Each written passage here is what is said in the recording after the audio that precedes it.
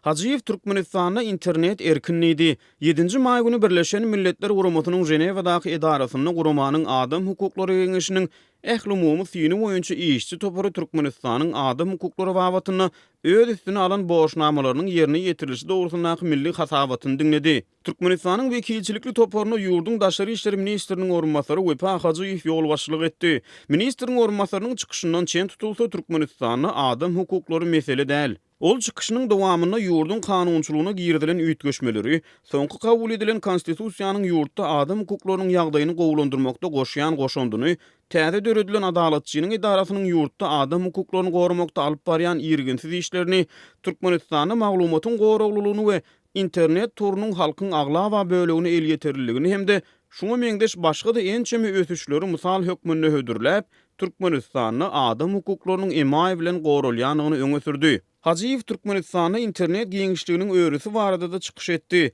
Ol 2014-nji ýylyň dekabr aýynda internet toruny ösdürmek barada Türkmenistanyň täze kanunyň kabul edilendigini aýdyp, internet geňişligini raýatlaryň terrorçylygy we radikal düşünjeleri wagt edýän maglumat çeşmelerinden daşgary saýtlar boýunça hiç ýyly çäklendirilmeýändigini öňe sürdi. Daşary işleri ministriniň orunmasarynyň Okan hasabatyna Türkmenistanyň 4,4 million adamyň mobil internetden peýdalanýanlygy, munyň bolsa ilatyň 81%-ine deňligi öňe sürilýär. Türkmenistanyň 2012-nji ýylda geçirilen soňky ilan sanawy jemgyýetçiligi äşgär edilmedi. Şeýle-de Türkmenistanyň resmi Okan hasabatyna ýurtdaky internet ulanjylarynyň sanyny 2016-njy ýyl bilen deňeşdirip, geçen döwre görä bu sanyň 21 göterim artanlygyny aýdýar. Gyzykly ýeri Hacıyew Türkmenistanyň sosial mediadan peýdalanýanlaryň sanynyň 180% artanlygyny aýdyp, ýurtda 25 000 adamyň Facebook sosial toruny işçiň ulanýanlygyny, bularyň 24%-iniň her gün Facebook'a girýändigini öňe sürdi. Hacıyewiň öňe sürýän Facebook ulanjylarynyň umumy sanynyň 42% aýal gyzlardan,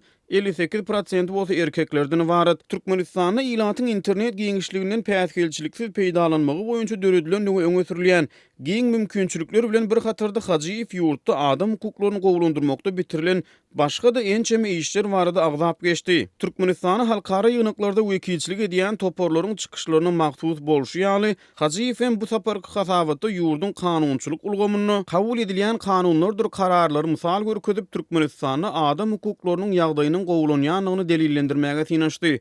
Onuň sözlerine görä Türkmenistanyň 2016-njy ýylyň sentýabr aýynda kabul edilen täze konstitusiýanyň 41 maddasy adam hukuklaryny kepillendirýän şertleri üpjün etmäge gönükdirilendir. Bu sany ýurdun täze düzediş we ýetgeşmelerden öňkü baş kanunyny 30 ekeni. Hökümet häzir şu kanunlaryň iş ýüzüne durmuşa geçirilmeginiň üstünde işleýär diýip Hacıyew hasabaty dowam etdi. Ol ýurtda adam hukuklarynyň ýagdaýynyň dawaralanmagyna ýene de bir mysal berip 2017-nji ýylyň 1-nji ýanwaryny adalatçy barada kabul edilen täze kanuny öňsü çekdi. Onuň sözlerine görä täze saýlanan ombudsmen ýagny adalatçy ýurtda adam hukuklarynyň ýagdaýyny gowulandyrmakda işçiň zähmet çekýär. Hacıyew adalatçynyň alyp barýan işleriniň jemgyýetçiligi açykdygyny, onuň ýürüdýän işleri barada media serişdelerine maglumat berilýändigini öňe sürdi. Şeýle-de ol 2018-nji ýylyň aprel aýynda adalatçynyň adam hukuklary boýunça öz alyp barýan işleri barada prezidente hasabat berendigini belledi. Hacıyew çykyşynyň dowamyny Türkmenistanyň korrupsiýaga garşy görüşden adam gaçakçylygyna, diskriminasiýadan internetdäki maglumat el ýeterligine çenli başga da bir näçe ugurlar barada agzap geçdi. Ol zorlukly ýitirim edilmeleri we adam gynamalara garşy görülýär diýilýän çäreleri